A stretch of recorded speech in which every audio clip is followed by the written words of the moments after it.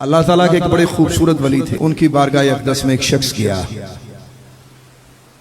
اس نے جا کے کہا حضور برکت نہیں ہوتی۔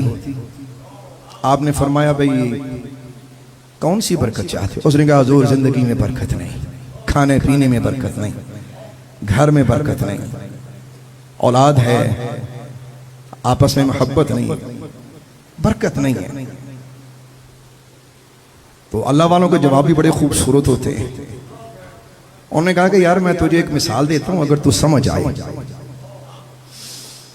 نے کہا جی حضور انشاءاللہ تعالی میں آپ کا عقیدت مند ہوں، میں ضرور سمجھنے کی کوشش کروں گا۔ تو وہ اللہ کے ولی فرمانے لگے یار یہ بتاؤ کتیا کتنی بچے دیتی ہے؟ کئی بچے دیتی ہے، اندازاً کتنے بچے دیتی؟ چلو کئی لوگوں نے کئی تجربے گنے ہوں گے، 8 9 اب آپ غور کریں کہ اگر اتنے بچے سلامت رہ جائیں تو معاشرہ یہ کتوں سے ہی بھرا ہو۔ اچھا بکری ایک ٹائم میں کتنے دیتی ہے جی؟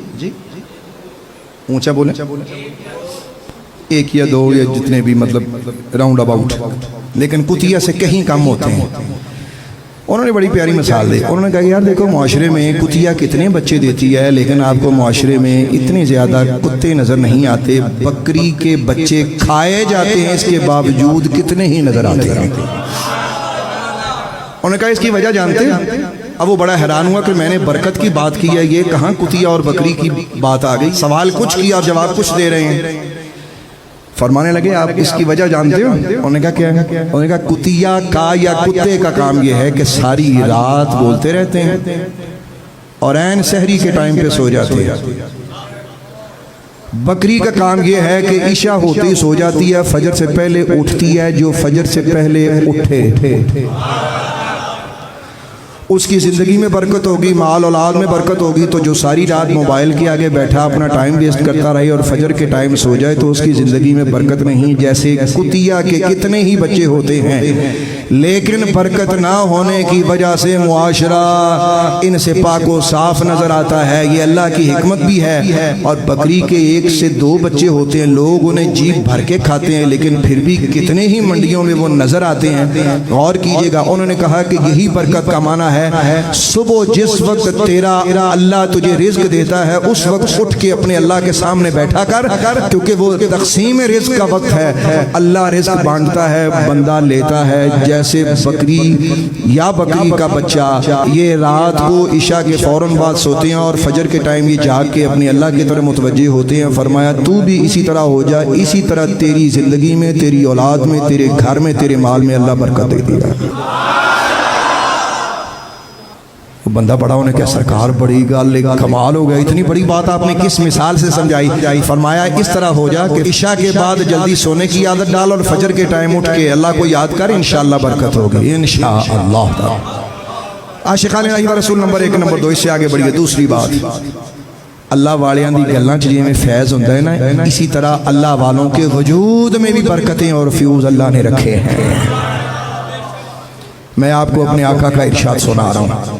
سرکار دو عالم علیہ السلام ارشاد فرماتے ہیں الابدال یکونون بالشام وهم 40 رجل۔ نبی پاک علیہ السلام نے ارشاد فرمایا کہ ابدال 40 لوگ ہوتے ہیں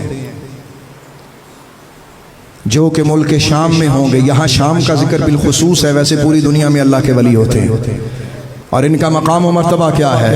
کلما مات رجل ابدل اللہ تعالی مکانہ رجلا، کہ جب بھی ان میں سے کوئی اللہ کے حضور تشریف لے جاتا ہے یعنی کہ انتقال کر جاتا ہے، اللہ اس کی جگہ پہ کسی پچھلے کو ترقی دے کے اس کے عہدے پہ فائز فرماتا ہے۔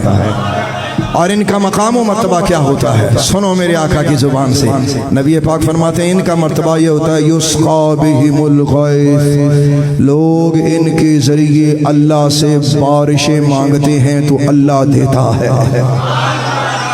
ينتصر بهم على الاعداء، اور ان کی وجہ سے دشمنوں پر فتح مانگی جاتی ہے تو اللہ امت کو یا لوگوں کو مفتوح فرماتا ہے، اللہ انہیں فتح عطا فرماتا ہے۔